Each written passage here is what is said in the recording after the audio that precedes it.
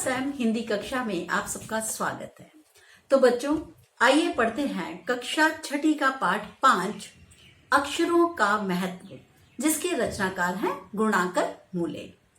बच्चों, इस पाठ में, प्रस्तुत पाठ में अक्षरों की कहानी दी गई है और यह आप जानते हो अक्षरों का हमारे जीवन में क्या महत्व है।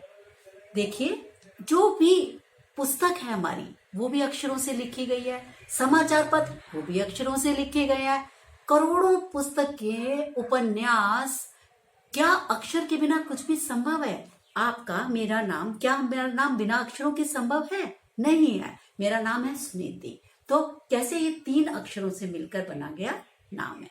आपका नाम है अक्षय, तो अ, अक्षर, य, यानी ये भी 3 अक्षरों से मिलकर बना हुआ नाम है। तो इसका मतलब अक्षरों के बिना तो किसी प्रकार का ना भाषा का संवाद कर सकते हैं, ना हम लोग, कोई भाषा जीवित रह ही नहीं सकती बिना अक्षरों के।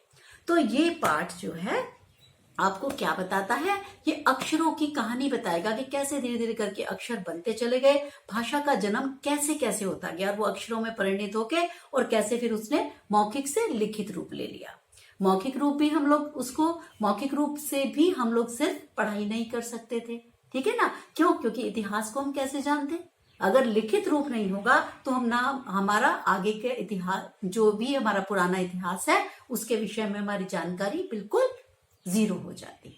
तो अब पढ़ते हैं अक्षरों का महत्व। अक्षरों की कहानी। यह पुस्तक अक्षरों से बनी है। सारी पुस्तकें अक्षरों से बनी हैं। तरह तरह की पुस्तकें और तरह तरह के अक्षर। तो क्या कह रहा है? ना केवल ये पुस्तक, ना केवल आपकी जो वसंत पुस्तक है ये अक्षरों से बनी है, बल्कि सभी पुस्तकें अक्षरों से बनी होती हैं। फिर जितनी भी तरह तरह की पुस्तकें हैं उनमें बहुत तरीके के अक्षर लिखे हुए हैं। दुनिया में अब तक करोड़ों पुस्तकें छप चुकी हैं और हजारों पुस्तकें रोज छपती हैं। तरह तरह के अक्षरों में हजारों की तादाद में रोज ही समाचार पत्र छपते रहते हैं।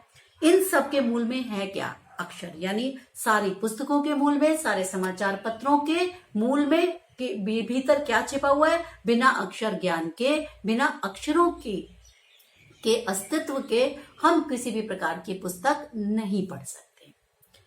हम कल्पना भी नहीं कर सकते कि यदि आदमी अक्षरों को न जानता तो आज इस दुनिया का क्या हाल होता। ना मैं पढ़ा रही होती, ना आप पढ़ रहे होते, ठीक है? ना हमें कोई पिछले बातों की जानकारी होती, ना ही हम आगामी कोई खोज कर सकते थे, ना कुछ अनुसंधान होता, ना किसी प्रकार की खोज होती। क्यों?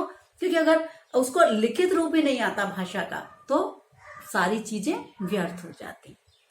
कोई कह सकता है कि हम अक्षरों को अनादिकाल से जानते हैं। तो कह रहा है कि क्या आप जान सकते हो, कि सोच सकते हो आपके अक्षरों को आप तब से जानते हैं हम, कि कब से, मतलब जिसका आरंभ ही ना हुआ हो, ऐसे समय से हम अक्षरों को जानते हैं। अक्षरों का ज्ञान हमें किसी ईश्वर से मिला है। क्या ऐसा है?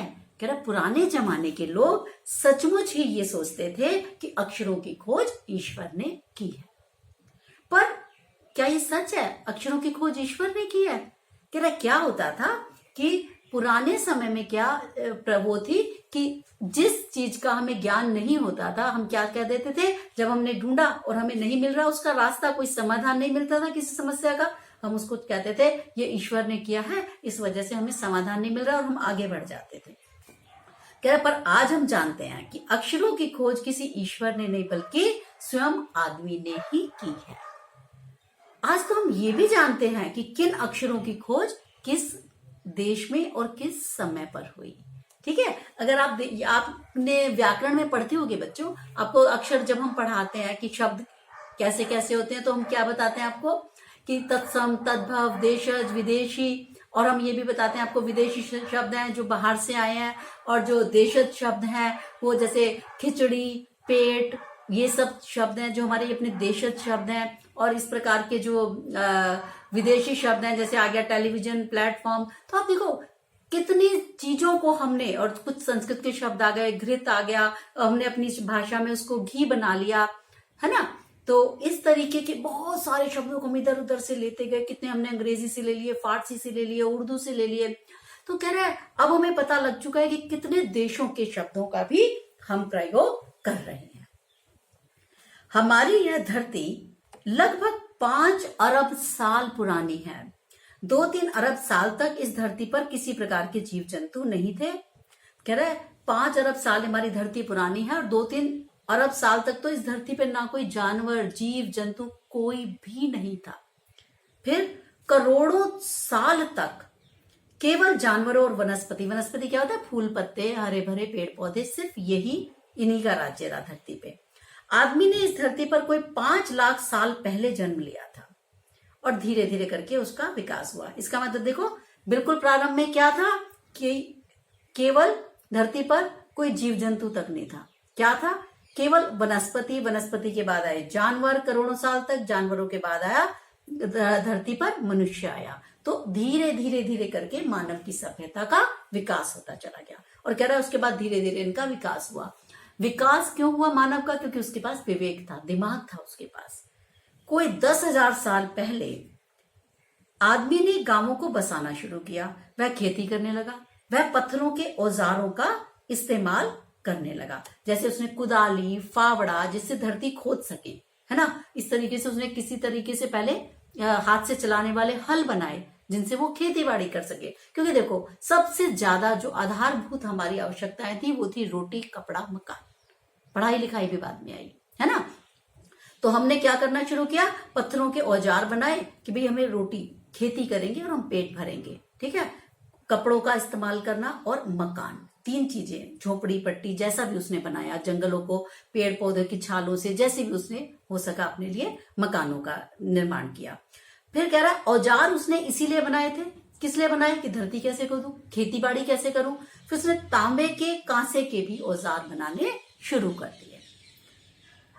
प्रागैतिहासिक मानव, प्रागैतिहासिक मानव कौन है? जो इतिहास में वर्णित काल के पूर्व का मानव, ठीक है, बहुत पुराना, जिसे आप प्राचीन मानव भी कहते थे हम लोग। वो मानव ने सबसे पहले क्या किया? चित्रों के जरिए अपने भाव व्यक्त किए। जैसे पशुओं, पक्षियों, आदमियों आदि के चित्र बनाए, ठीक है। जैसे वो कुछ कहना चाहता है कि जंगल में शेर है, तो बेचारा जंगल को ड्रॉ करके, अब वो ड्रॉ कहाँ करता होगा? ड्राइंग का पेज नहीं है तो क्या करेगा वो? कि जो भी मिट्टी है, मिट्टी में उसने ड्राइंग बनाई होगी।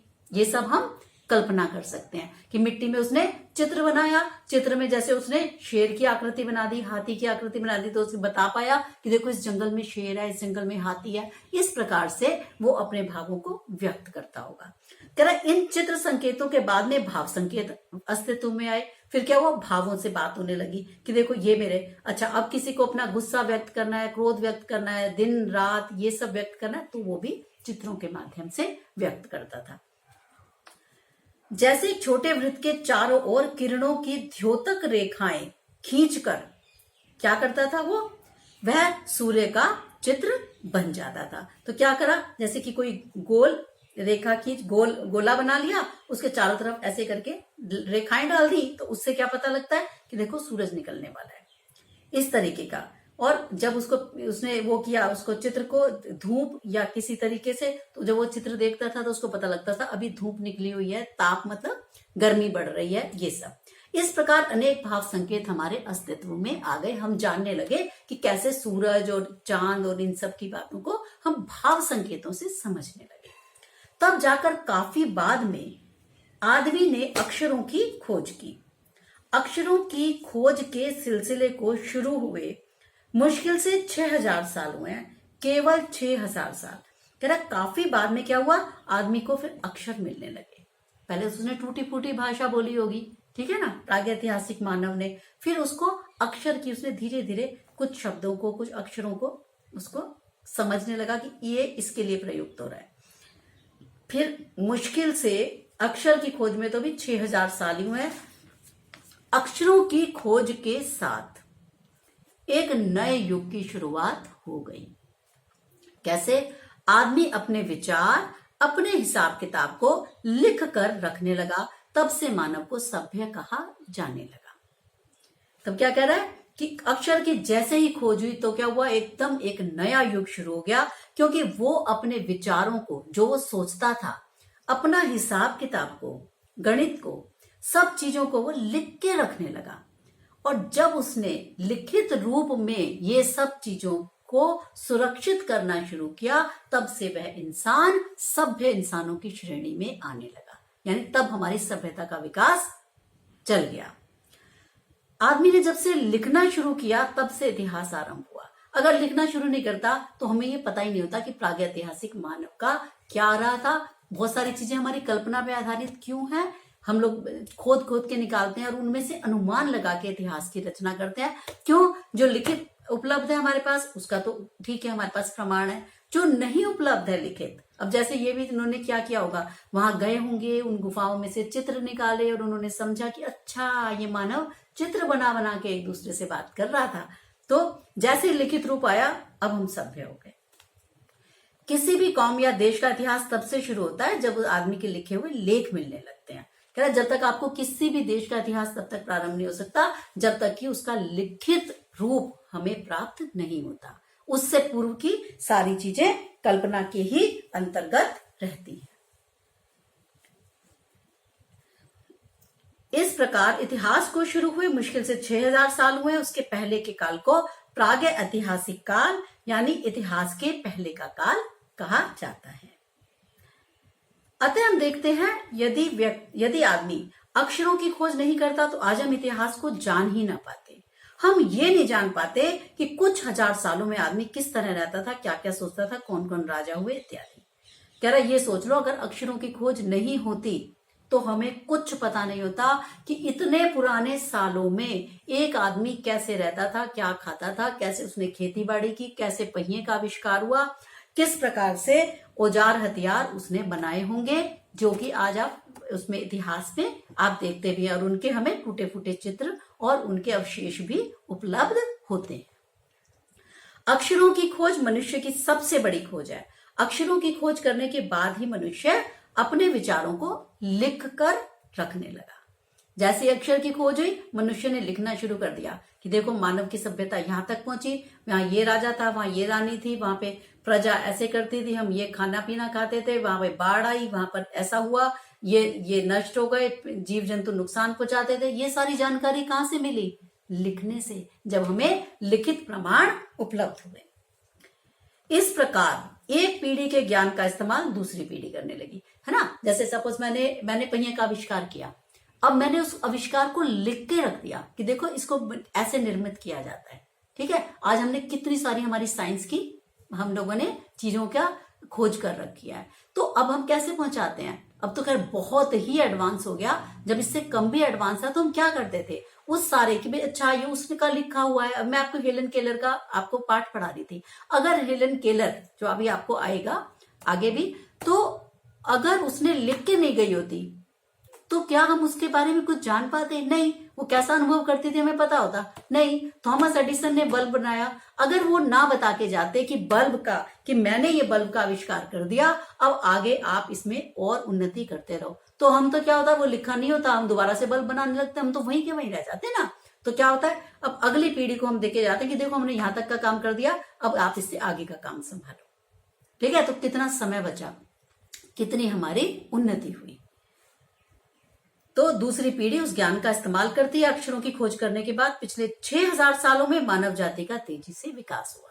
तो अक्षर की खोज का ही परिणाम है कि मानव जाति का तेजी से विकास होने लगा। यह महत्व है अक्षरों का और उनसे बनी हुई लिपियों का। लिपियां क्या होती हैं? लिपि होती है बच्चों, भाषा के लिखने के ढंग को लिपि कहते हैं। जैसे हिंदी की लिपि क्या है? देवनागरी। ठीक है, तो इस प्रकार से हम लोग जो लिपियों का कह रहे हैं, लिपियों का विकास हुआ कि किस प्रकार से एक भाषा को लिखा जाएगा। अतः हम सबको अक्षरों की कहानी मालूम होनी चाहिए। आज जिन अक्षरों को हम पढ़ते हैं, लिखते हैं, वे कब बनाए गए, कहाँ बनाए गए, किसने बनाए, ये सब भी तो जानना जरूरी है ना। तो कह रहा अगर आपको यही नहीं पता होगा तो क्या आप पुस्तक तो पढ़ रहे हो, लेकिन भाई ये किस पे आधारित है? अक्षरों पे।